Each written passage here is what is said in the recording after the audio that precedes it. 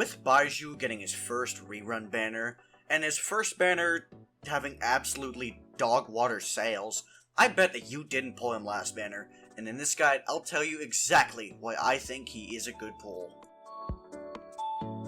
Baizhu's quite a simple guy when you get down to it really, with his kit mainly focusing on being a defensive Dendro character while also having some damage boosting.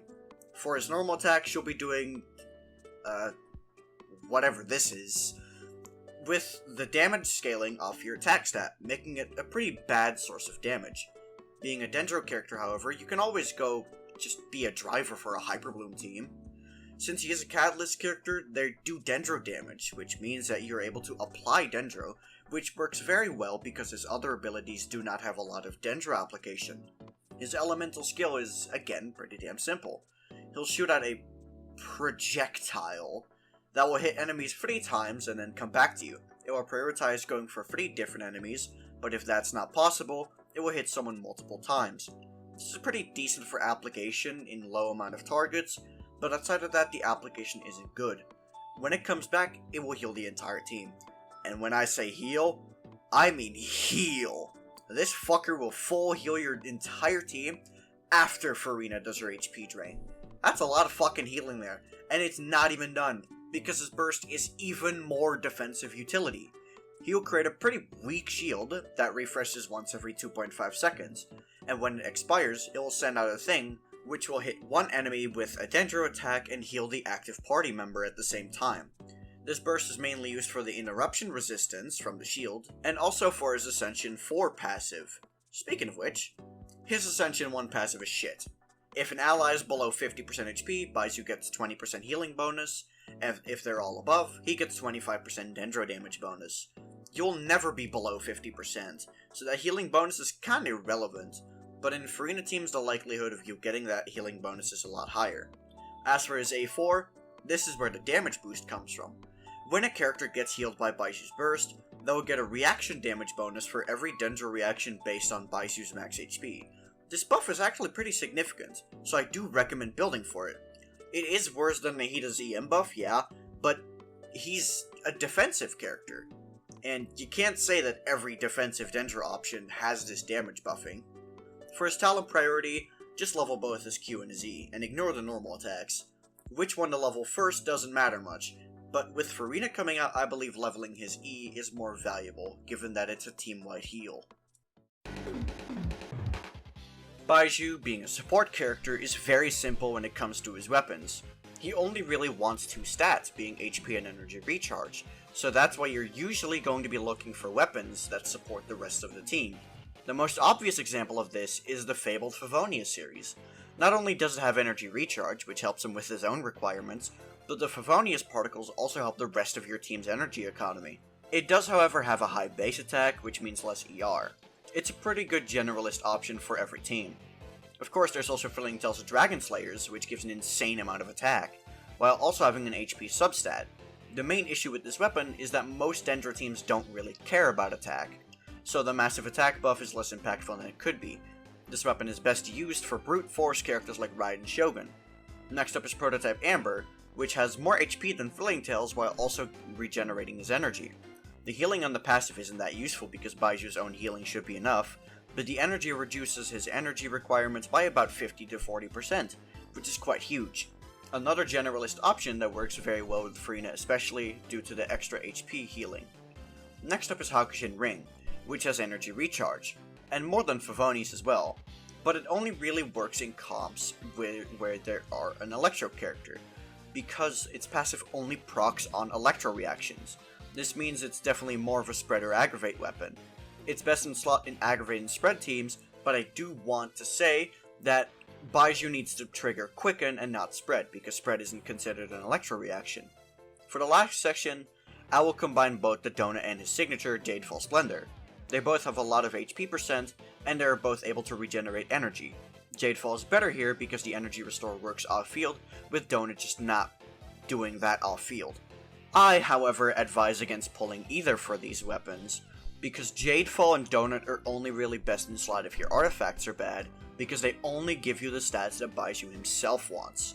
Jadefall is obviously better than Donut, but they're very similar, Since the weapons don't buff your team in any way, I don't see them being very good on him. Hey, you there! We're like halfway through the video, so you might as well just subscribe and comment. Hell, might as well leave a like. Now, onward to the next section. Baizhu's artifact choices are interesting. Since he is a healer, you want to go for an artifact set that boosts the team damage. So you could go for Noblesse, Deepwood, or Clam. Noblesse is a classic, just a free 20% attack. It is, however, what I already mentioned with Threading Tails, since most Dendro teams don't care much for attack, so it's situational. As for Clam, his E's healing will allow you to cap on the damage, but his burst healing is less, so the Clam procs after his E won't be that good. Then finally Deepwood. He's usually the best Deepwood holder in the team, since his personal damage is usually lowest on the team, but the one issue I see is that his skills are relatively small AoE. As for your stats, very simple. HP or energy recharge on the sands, depending on your weapon, and HP on both the goblet and the circlet. The first thing I would like to talk about for his stat breakpoints is his energy recharge requirements. As a single Dendro with no Favonius, 220% is a good amount of energy recharge. When you add a second Dendro, 180% is good, and adding a Favonius lowers it by about 15 to 10%. Next up is his HP. His Ascension 4 caps at 50k HP, but that's not realistic in most scenarios due to his energy recharge requirements, so try aiming for about 40 to 45k. Baizhu works in basically every Dendro team as a replacement for Nahida. He isn't as good as AoE though, but where he shines in particular is Aggravate teams. Due to his lower Dendro application, that is usually a bad thing, but in Quicken teams the Dendro application matters a lot less. But Nahida's absurd application makes Electro Swirls very hard. Baizhu is also really strong here because he is a defensive option, which Aggravate teams have a hard time slotting in. For the standard Bloom teams, Baizhu is a worse option than Nahida, but he can still function as a driver. They can also work together, but Double Hydro probably edges it out. When it comes to specific synergies, it's mainly Farina. Farina really wants a healer, and Baizhu's the best one out there. He's by far the best healer in the game, and he'll be able to instantly stack Farina's burst to 200 stacks, assuming your party is already on 50% HP after Farina's drain. That's a 50% damage bonus at talent level 10. Baizhu is also a great slot in Sino teams. His main issue with Nahida is that if the enemies die, you can't reapply Nahida's mark, and since Sino's burst forces him to stay on field, that's a pretty big issue. Baizhu solves this as well as giving him interruption resistance, which is another one of Sino's biggest problems. But don't forget that Baizhu works in every Dendro team. He just works specifically well with Farina and Sino. As for the Baizhu versus Yao Yao debate, Baizhu blows Yao Yao out of the fucking water. It's not even close. Baiju's E heals more than Yao Yao's entire burst, while being more than 5 times as fast, and he also provides a damage buff. In application, Baizhu also beats her, so anyone who tells you that Yao Yao is better is just wrong. Baizhu has some of the least impactful constellations in the game.